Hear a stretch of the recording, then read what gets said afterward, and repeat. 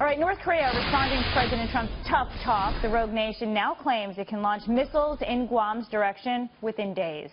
So we ask, what happens now? Joining us, former foreign policy advisor to President George W. Bush, Paul Bonicelli, and Bruce Bechtol, Angelo State University Political Science Professor and the author of 4 books on North Korea. Good to see you, gentlemen.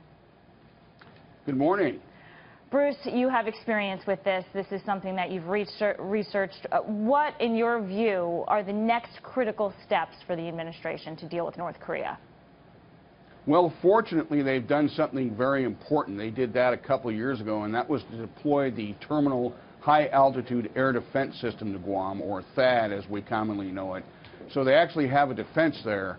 The problem with that is, were the North Koreans to take the unlikely choice of shooting ballistic missiles at Guam, THAAD probably has a 65 to 85 chance of shooting down those missiles, especially if there's a volley. So it's not a perfect system, at least not yet.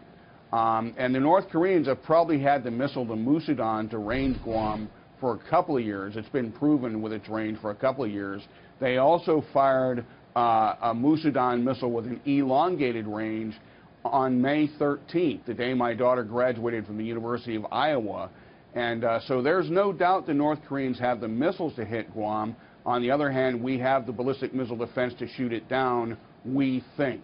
So this is an issue. This is something that rates serious watching. Right. Just a quick follow-up, Bruce. Would we also, do we know if North Korea has the ability to accurately fire these missiles to hit the target? Isn't that much more difficult, technologically speaking? Have they proven that they can do that? Well, the missiles that they fire, their ballistic missiles, are not designed to take out things such as individual barracks or even pieces of bases. They're really weapons of mass destruction in a terrorist sense. In other words, they're the kind of missiles they would target cities with, like Anchorage, for example, with the system we saw tested on July 4th. Guam has about 170,000 American citizens there. They have 3 bases scattered across the island. So all they would basically have to do if they had a nuclear warhead on that missile was hit somewhere on the island, and they'd probably kill tens of thousands of people. Paul, you know, North Korea said they have Hwasong-12 rockets that can pass over Japan and land in the sea 17 miles from Guam, and they can do this within days. That's pretty specific, and being specific and telegraphed is not usually what the North Koreans do. So do you think now, perhaps with this rhetoric, that they're operating from a position of fear instead?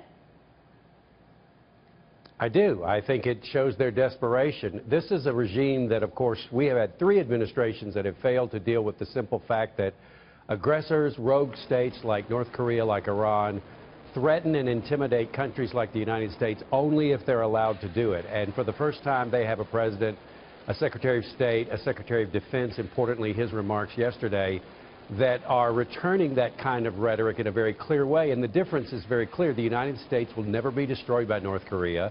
It will never do anything except get itself wiped off the face of the map if it actually does something to us. And I think they realize that, but climbing down from that is a problem. They have no allies to rely on like they used to because the Chinese are not as stalwart as they were.